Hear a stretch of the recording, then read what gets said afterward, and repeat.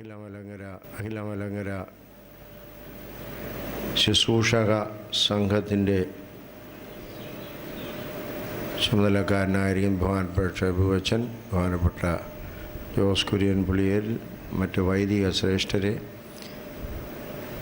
ഇവിടെ സന്നിഹിതരായിരിക്കുന്ന ശുശ്രൂഷക സംഘത്തിലെ അംഗങ്ങളായിരിക്കുന്നവർ, ഞാനിവിടെ ഇരുന്ന് പ്രത്യേകം ഓർക്കുകയായിരുന്നു. പലപ്പോഴും പ്രതീക്ഷിക്കാത്ത പ്രോഗ്രാമുകളിലാണ് ഞാൻ ചെന്ന് പെടുന്നത്. ഇന്ന് വെളുപ്പിനെ ഒരു കുർബാന ചൊല്ലിയിട്ട് ഇവിടുന്ന് പോകാനായിട്ട് വന്നതാണ്. അപ്പോഴാണ് കുർബാന കഴിഞ്ഞപ്പോൾ ഇവിടുത്തെ അച്ഛൻ പറഞ്ഞ ഒരു മാമോദീസ 9:30 മണിക്ക് നടത്തണം. ഞാൻ പറഞ്ഞു എനിക്ക് കണ്ടനായിട്ട് പ്രോഗ്രാംസ് ഉണ്ട്, അതിന് പോകാനായിട്ട് ധൃതിയുണ്ടെന്ന് പറഞ്ഞപ്പോഴാണ് അങ്ങനെ ഒരു കാര്യം ചെയ്യണം എന്ന് പറഞ്ഞത്. അത് പറഞ്ഞ് തീരുന്നതിന് മുമ്പാണ്, തീർന്നു കഴിഞ്ഞു, അപ്പോഴാണ് ബഹുമാനപ്പെട്ട ജോസ് കുര്യനും ശിവോച്ചനും എന്ന് പറഞ്ഞു ശുശ്രൂഷക സമ്മേളനമാണ്, അതിൽ വന്ന് 10 മിനിറ്റ് സംസാരിക്കണം എന്നാണ് പറഞ്ഞത്. കൃത്യം 10 മിനിറ്റ് ഇനി 9:30 അതുകൊണ്ട് അച്ഛന്മാർ പറഞ്ഞ 10 മിനിറ്റ് നിങ്ങളുടെ അടുത്ത് അല്പസമയം ഇവിടെ നിൽക്കാനാണ് ആഗ്രഹിക്കുന്നത്, എൻ്റെ സൗന്ദര്യമൊക്കെ ഒന്ന് കാണാൻ.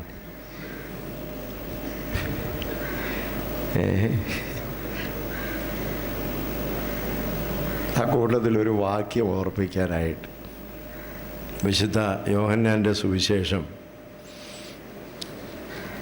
6-ാമത്തെ അധ്യായം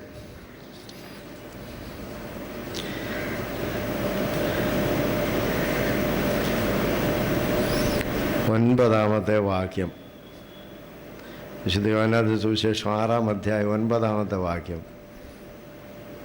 വല്ലവരുടെയും വേദോസ്തം ഉണ്ടോ? നാം വായിച്ചേ.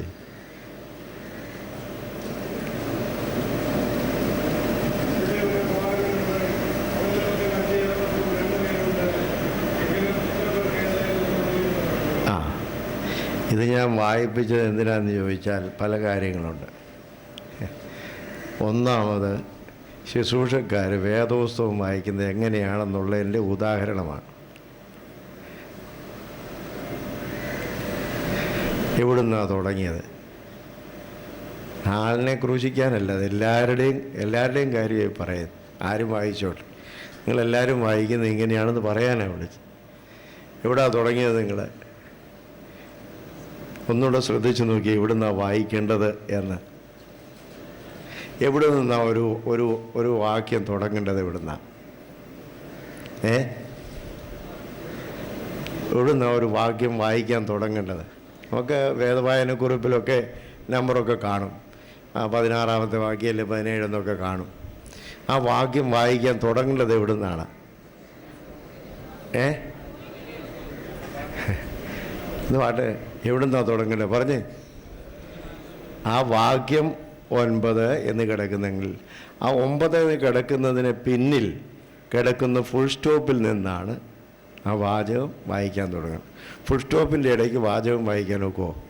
ഫുൾ സ്റ്റോപ്പ് കഴിഞ്ഞ് 2 വാക്ക് കഴിഞ്ഞ് പിന്നെ ഒരു വാചകം, അത് ഫുൾ സ്റ്റോപ്പ് ഇല്ലാത്തടത്ത് നിന്ന് തുടങ്ങാൻ നോക്കുമോ? ഒരു വാചകം തുടങ്ങുന്നത് എവിടുന്നാണ്? അതായത് വാക്യം നമുക്ക് വേദപുസ്തകത്തിൽ കാണും. ഒരുപക്ഷെ ആ വാക്യങ്ങൾ നമ്മുടെ സുറിയാനി വേദപുസ്തകത്തിൽ നിന്നോ അല്ലെങ്കിൽ മറ്റ് ഗ്രീക്ക് വേദപുസ്തകത്തിൽ നിന്നോ ഒക്കെ പിതാക്കന്മാർ അതനുസരിച്ച് എഴുതിയിരിക്കാം. പക്ഷേ മലയാളത്തിൽ നമ്മുടെ അത് വരുമ്പോൾ ഒരു പക്ഷെങ്കിൽ അത് അങ്ങോട്ടോ ഇങ്ങോട്ടോ വ്യത്യാസം വന്നെന്നിരിക്കും. അതുകൊണ്ടാണ് ഒരു വാക്യം വായിക്കാൻ തുടങ്ങുന്നത്. ശുശ്രൂഷക്കാരെല്ലാവരും വായിക്കുന്നത് നിങ്ങൾക്കിപ്പം ഞാനൊന്നും പറയാതെ നിങ്ങൾ ബോധ്യമായിട്ട് വായിച്ച് എന്നെ കേൾപ്പിച്ചു. അപ്പോൾ ആ 9-ാം വാക്യം വായിക്കുന്നത് 8-ാം വാക്യം അവസാനിക്കുന്നിടത്തു നിന്നാണ്. എന്താ അവിടെ വായിക്കുന്നത്? ശിഷ്യന്മാരിൽ ഒരുത്തനായി ശീമോൻ പത്രോസിൻ്റെ സഹോദരനായ അന്ത്രയോസ് അവനോട്. അത് കഴിഞ്ഞുള്ള നിങ്ങൾ വായിച്ചത്. അപ്പോൾ ഇതുകൂടെ വായിച്ചെങ്കിലേ എന്താണെന്ന് നമുക്ക് മനസ്സിലാവും. അപ്പം നമ്മുടെ ആത്മസംതൃപ്തിക്കല്ല വേദപുസ്തകം വായിക്കുന്നത്, കേൾക്കുന്നവർക്ക് മനസ്സിലാകാൻ, അല്ലേ?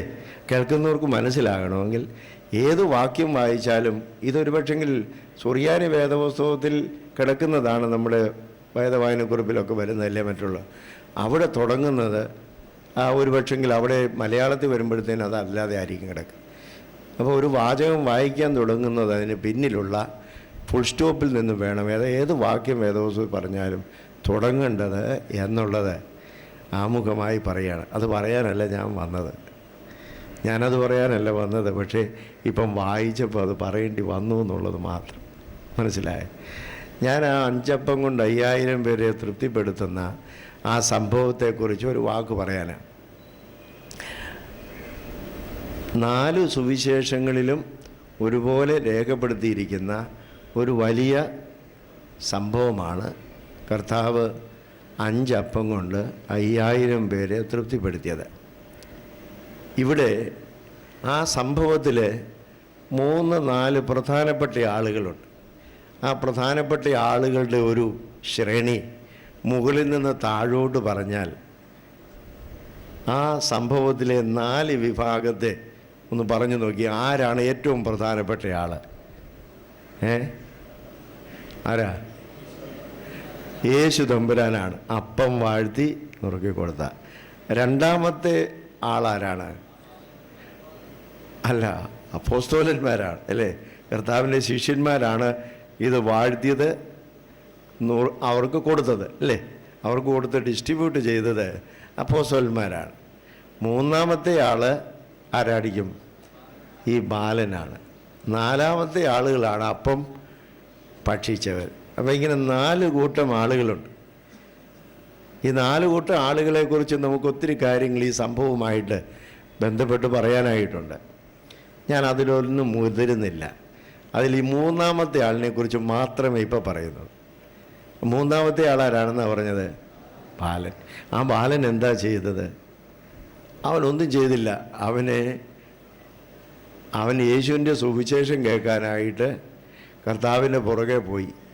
അവിടെ ചെന്ന് നിന്നപ്പോൾ സുവിശേഷമൊക്കെ അറിഞ്ഞപ്പോൾ അവൻ്റെ അമ്മ അവന് ഭക്ഷിക്കാനായിട്ട് വീട്ടിൽ വെച്ച് ഉണ്ടാക്കി കൊടുത്തതായിരിക്കും. മോനെ സൂക്ഷിച്ചു, കർത്താവിൻ്റെ പുറകെ പോവില്ലേ, എത്ര നേരം ഇങ്ങനെ പോകുമെന്നറിയാൻ പാടില്ല, ഇടയ്ക്ക് നിനക്ക് വിശക്കുകയാണെങ്കിൽ ഇത് കഴിച്ചോണം, സന്ധ്യയാകുമ്പോഴത്തേന് വിശക്കുവാണെങ്കിൽ കഴിച്ചിട്ട് തിരിച്ചു പോരണം എന്നൊക്കെ പറഞ്ഞ് കൊടുത്തു വിട്ടതായിരിക്കാം.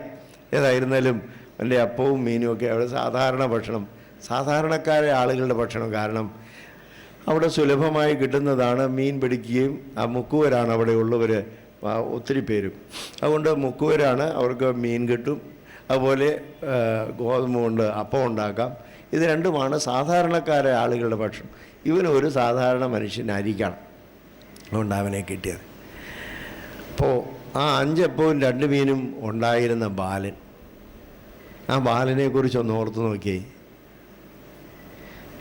അവിടെ കർത്താവ് ചെയ്ത അത്ഭുത പ്രവർത്തനത്തിൽ ആ ബാലൻ്റെ അസാന്നിധ്യമെന്ന് ഒന്ന് ചിന്തിച്ച് നോക്കിയേ. അവനില്ലായിരുന്നെങ്കിൽ അവിടെ ഒരത്ഭുതവും നടക്കുകയില്ല. അവനില്ലായിരുന്നെങ്കിൽ ആ പറയുന്ന ബാലൻ അല്ലെങ്കിൽ വേറൊരാളെ കൊണ്ട് മുഖാന്തരപ്പോൾ കർത്താവ് യേശു മിശിഹായിക്ക് അത്ഭുതം പ്രവർത്തിക്കാനായിട്ട് കാരണമായി തീർന്ന ബാലനാരാണ്? 5 അപ്പവും 2 മീനും കൊണ്ടുവന്ന ബാലനാണ്. ആ ബാലനില്ലാതെ സാധിക്കുകയില്ല. അപ്പോൾ ബാലനെ കൊണ്ടാണ് ആ 5 അപ്പവും 2 മീനും വാഴ്ത്തുവാൻ ഇടയായി അപ്പം കയ്യിൽ കിട്ടിയത്. ഞാനിത് ഓർത്തത് വെറുതെ പറയുന്നതല്ല. ആ ബാലൻ വളരെ ഇമ്പോർട്ടൻ്റ് ആണ്, അല്ലേ? Is very important person.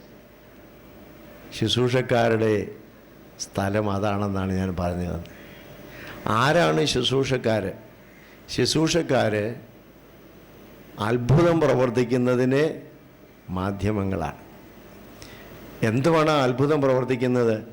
5 അപ്പം അത് 5000 പേർക്ക് ഭാഗിച്ച് അല്ലെങ്കിൽ വർദ്ധിപ്പിച്ചു കൊടുക്കാനുള്ള അത്ഭുതം അത് കർത്താവാണ് പ്രവർത്തിക്കുന്നത്. വിശുദ്ധ കുർബാനയിൽ അപ്പവീഞ്ഞുകൾ സമർപ്പിച്ചാൽ അതിനെ കർത്താവിൻ്റെ ശരീരരക്തങ്ങളാക്കുന്നത് ആരാണ്? ആരാ കർത്താവിൻ്റെ ശരീരരക്തങ്ങളാകുന്നത്? പരിശുദ്ധാത്മാവാണ്, അല്ലേ? ഓർക്കുന്ന എന്താ അച്ഛൻ ചൊല്ലുന്നത്? പരിശുദ്ധ റൂഹ ആവസിച്ച് ഈ അപ്പത്തെ നമ്മുടെ കർത്താവ് യേശു മിശിഹായുടെ ശരീരമാക്കി തീർക്കുവാണ്. അപ്പോൾ ആരാ ആകുന്നത്? പരിശുദ്ധാത്മാവ്. അപ്പോൾ അപ്പത്തെ പരിശുദ്ധാത്മാവാണ് ആക്കി തീർക്കുന്നത്. പക്ഷേ ആ അപ്പം കൊണ്ടുവന്നത് ആരാണ്? ആ ബാലനാണ്. ശുശ്രൂഷക്കാരുടെ ഉത്തരവാദിത്വം എന്താ? അപ്പവും വീഞ്ഞും സമർപ്പിക്കുക. അഥവാ അത് പ്രധാന ശുശ്രൂഷകരാണെങ്കിൽ മറ്റുള്ളവർ ഈ പുരോഹിതന് അവിടെ ശുശ്രൂഷ അനുഷ്ഠിക്കുവാനുള്ള എല്ലാ സാഹചര്യങ്ങളും ഒരുക്കി കൊടുക്കുന്നത് ശുശ്രൂഷക്കാരാണ്. അതുകൊണ്ട് ആ ചെറുബാലനെ പോലെ യു ആർ വെരി ഇമ്പോർട്ടൻറ്റ്. നിങ്ങൾ വളരെ പ്രാധാന്യമുള്ളവരാണ്. നിങ്ങളില്ലാതെ ഒരു അത്ഭുതം അവിടെ നടക്കുകയില്ല. അവിടെ എല്ലാ അത്ഭുതവും നടക്കണമെങ്കിൽ നമ്മൾ ഒരിക്കലും നിഷേധിക്കുവാൻ പാടില്ലാത്ത ഒരു ദൗത്യം ഉൾക്കൊള്ളുന്നവരാണ്. നിഷേധിക്കാൻ പാടില്ലാത്ത ദൗത്യം ഉൾക്കൊള്ളുന്നവരാണ് നമ്മൾ ഓരോരുത്തരും. ശുശ്രൂഷക്കാരെന്നുള്ളത് പ്രത്യേകിച്ച് ഓർക്കണം. അപ്പവീഞ്ഞുകൾ കർത്താവിൻ്റെ ശരീരരക്തമാകുവാൻ അപ്പം ഉണ്ടാക്കുന്നത് മാത്രമല്ല, അവിടെ ധൂകുറ്റി കത്തിക്കുന്നതും അതുപോലെ മറുഭാസാകിലിക്കുന്നതും മണികിലിക്കുന്നതും ധൂകുറ്റി വീശുന്നതും ഇതെല്ലാം ആ ചെറുബാലൻ്റെ സ്ഥാനത്താണ്. ഇതെല്ലാം കൂടെ ഒരുമിച്ച് ചേർന്നെങ്കിലേ ഈ ശുശ്രൂഷ പൂർണ്ണമാകുള്ളൂ. ആ ശുശ്രൂഷവും പ്രധാനപ്പെട്ട ഈ അപ്പവും വീഞ്ഞും ശരീരവും കർത്താവിൻ്റെ ശരീരത്തോടെ മാറ്റപ്പെടുകയാണ്. ആ മാറ്റപ്പെടുന്നതിന് തലേ ദിവസം മുതൽ പള്ളി അടിച്ചു വാരി വൃത്തിയാക്കണം, ത്രോണോസ് വൃത്തിയായി സൂക്ഷിക്കണം, അത് ഭംഗിയാക്കി ക്രമീകരിച്ചെല്ലാം ചെയ്യണം. വേദവായനകളൊക്കെ നേരത്തെ എടുത്ത് വായിച്ച് ക്രമീകരിച്ച് വെക്കണം. അതുപോലെ മറ്റെല്ലാ ശുശ്രൂഷകളും അതിനുള്ളതായ ക്രമീകരണങ്ങൾ എന്തെല്ലാമാണ്. ആ ശുശ്രൂഷക്ക് ഉപ്പായം ഉണ്ടായിരിക്കണം, അത് വൃത്തിയാക്കി സൂക്ഷിക്കണം. അതുപോലെ തന്നെ മധുവായിൽ ത്രോണോസിൽ വെക്കാനുള്ള കാര്യങ്ങളൊക്കെ മെഴുകുതിരിയും കുരിശും മറ്റുള്ള സാധനങ്ങളൊക്കെ വെക്കണം. ഇങ്ങനെ ഒത്തിരി കാര്യങ്ങളുണ്ട്. അതല്ലാതെ വെറുതെ ഒരപ്പം എടുത്ത് വാഴ്ത്താൻ ഒക്കത്തില്ല. അങ്ങനെയാവുകയല്ലോ വിശുദ്ധ കുർബാനയാവുകയില്ല. അപ്പം എടുത്ത് വാഴ്ത്തി വിശുദ്ധ കുർബാനയാകണമെങ്കിൽ അതിൻ്റെ പിന്നിൽ തലേ ദിവസം ഈ പള്ളി അടിച്ച് വൃത്തിയാക്കുന്നത് മുതൽ കുഴച്ച് വെക്കുന്നത് മുതൽ മെഴുകുതിരിയെല്ലാം വൃത്തിയാക്കി വെക്കുന്നത് മുതൽ ത്രോണോസ് വൃത്തിയാക്കുന്നത് മുതൽ ഇങ്ങനെ ഒത്തിരി കാര്യങ്ങൾ അതിലുണ്ട്. ഇതെല്ലാം കൂടെ ചേർന്നെങ്കിൽ മാത്രമേ വിശുദ്ധ കുർബാനയാവുള്ളൂ. അതല്ലാതെ നമുക്ക് ഏതെങ്കിലും ഒരു പ്രത്യേക കർമ്മമല്ല വിശുദ്ധ കുർബാനയാവുന്നു. ഇത് എല്ലാം കൂടെ ഒരുമിച്ച് ചേരുന്നതാണ്. അപ്പോൾ വൈദികനെ ഒഴിച്ച് ബാക്കിയുള്ളവർക്കെല്ലാം, ശുശ്രൂഷക്കാരായിരിക്കുന്നവർക്കെല്ലാം ഈ അത്ഭുതം പ്രവർത്തിക്കാനുള്ള സാഹചര്യങ്ങൾ ഒരുക്കുക. അതാണ് ആ ചെറുബാലൻ ചെയ്തത്. അത്ഭുതം പ്രവർത്തിക്കാനുള്ളത് അവന് സമർപ്പിച്ചു. അതാണ് ഇനി അവനെക്കുറിച്ച് പറഞ്ഞാൽ ഒത്തിരി കാര്യങ്ങൾ നമുക്ക് പറയാം. എന്നാൽ അത് ഞാൻ ചുരുക്കി പറയുകയാണ്. ഒന്നാമത് അവൻ്റെ സ്വാർത്ഥത രഹിതമായിരിക്കുന്ന ഒരു സമർപ്പണം. അഞ്ചപ്പവും മീനും ഇതെൻ്റെ അമ്മ എനിക്ക് തന്നതാണ്, തിന്നാനാണ്, ഇത് തരികയില്ല എന്നവന് പറയാമായിരുന്നു, അല്ലേ? അന്ത്രയോസ് പറഞ്ഞപ്പോൾ ഇതെൻ്റെ അമ്മ എനിക്ക് ഉണ്ടാക്കി തന്നതാണ്, അത് വിശക്കുമ്പം കഴിക്കാനുള്ളതാണ്. കൊച്ചു പിള്ളേരുടെ രീതിയാണ് അവർ ഒരിക്കലും കൊടുക്കുകയില്ല, അല്ലേ? അവർ കൈ വെച്ചിരിക്കും, അത് തരികയില്ല, അല്ലേ?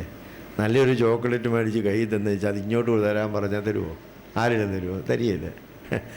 അപ്പോൾ അവനങ്ങനെയൊക്കെ പറയാമായിരുന്നു. പക്ഷേ അവനറിയുന്നുമില്ല ഇതിവിടെ ഒരു അത്ഭുതം പ്രവർത്തിക്കാൻ പോവുകയാണെന്നോ ഇതൊന്നും അറിയുന്നില്ല. അത് യേശുവാ ചോദിക്കുന്നതെന്നോ അല്ലെങ്കിൽ ഇവിടെ 5 അപ്പം കൊണ്ട് 5000 പേർക്ക് തൃപ്തി വരുമെന്നോ ഇതൊന്നും അവനറിയാൻ പാടില്ല. മോനെ 5 അപ്പം ഇഞ്ഞ് തന്നേ, നിൻ്റെ കയ്യിൽ എത്രയുണ്ട്? അപ്പോൾ 5 അപ്പം ഉണ്ട്, അതിഞ്ഞ് തന്നേന്ന് പറഞ്ഞപ്പോൾ സന്തോഷമായിട്ട് കൊടുത്തു. അപ്പോൾ നമുക്ക് ഒരു വലിയ സന്ദേശം നൽകുന്ന നമ്മുടെ ശുശ്രൂഷയിൽ പരിപൂർണമായ സ്വാർത്ഥരഹിതമായിരിക്കുന്ന ശുശ്രൂഷ ഉണ്ടാകും. എൻ്റെ ശുശ്രൂഷയ്ക്ക് എന്നാ കിട്ടുമെന്നുള്ളതാണ്. പ്രധാന ശുശ്രൂഷകന് ശമ്പളം ഉണ്ടായിരിക്കാം, ബാക്കിയുള്ളവർക്ക് ശമ്പളം കാണുകയില്ല. എനിക്കെന്ത് കിട്ടുമെന്നുള്ളതല്ല, എൻ്റെ ശരീരം എൻ്റെ സമയം, എൻ്റെ മനസ്സ്, എൻ്റെ ജീവിതം സ്വാർത്ഥരഹിതമായി അർപ്പിക്കാൻ, സ്വാർത്ഥരഹിതമായി അർപ്പിക്കാൻ കഴിയും. അതുപോലെ തന്നെയാണ് അവന് അതിനുള്ളതായ സമർപ്പണം, അതിനുള്ളതായിരിക്കുന്ന താല്പര്യം, ഉള്ള ആഗ്രഹം, ആ സമർപ്പണം അവന് വളരെയധികം ഉണ്ടായിരുന്നു എന്നുള്ളത് കൊണ്ടാണ് അവിടെ അത്ഭുതം നടക്കുന്നത്. അപ്പോൾ സ്വാർത്ഥരഹിതമായിരിക്കുന്ന അതുപോലെ സമർപ്പണത്തിൻ്റെതായ ആ വലിയ ശുശ്രൂഷ അവൻ നിർവഹിച്ചതോടുകൂടെ അവിടെ അത്ഭുതം പ്രവർത്തിക്കുന്നു. ശുശ്രൂഷക്കാർ ഓർത്തിരിക്കേണ്ട ഒരു കാര്യം, നമ്മൾ ചെറിയ ചെറിയ കാര്യങ്ങളായിരിക്കും ചെയ്യുന്നത്. നമ്മൾ വൈദികം ചെയ്യുന്ന കാര്യങ്ങളല്ല ചെയ്യുന്നത്, നമ്മൾ ചെറിയ ചെറിയ കാര്യങ്ങളാണ് ചെയ്യുന്നത്. പക്ഷേ ആ ചെറിയ കാര്യങ്ങളെല്ലാം അത്ഭുതം പ്രവർത്തിക്കാൻ ഇടയാകുന്ന കാരണങ്ങളാണ്. അതുകൊണ്ട് വി ആർ വെരി ഇമ്പോർട്ടൻറ്റ്, നമ്മൾ വളരെ പ്രാധാന്യമുള്ളവരാണ്. നമ്മൾ മുഖാന്തരമാണ് ഇവിടെ അത്ഭുതം പ്രവർത്തിക്കാൻ പോകുന്നത്. ഈ ഒരു ചിന്ത നമ്മുടെ ഓരോ പ്രവർത്തനത്തിലും, ഓരോ ശൈലിയിലും, ഓരോ പ്രവർത്തനങ്ങളിലും ഉണ്ടായിരിക്കണം എന്ന് മാത്രം നിങ്ങളെ ഓർമ്മിപ്പിച്ചുകൊണ്ട് ഈ അവസരം തന്ന് നിങ്ങളെ ഒരുമിച്ച് കാണാൻ ഇടയാക്കിയതിൽ ദൈവത്തെ മഹത്വപ്പെടുത്തിക്കൊണ്ടും സംഘാടകർക്ക് നന്ദി അർപ്പിച്ചുകൊണ്ടും എൻ്റെ വാക്കുകളെ ചുരുക്കുന്നു. ദൈവം അനുഗ്രഹിക്കട്ടെ.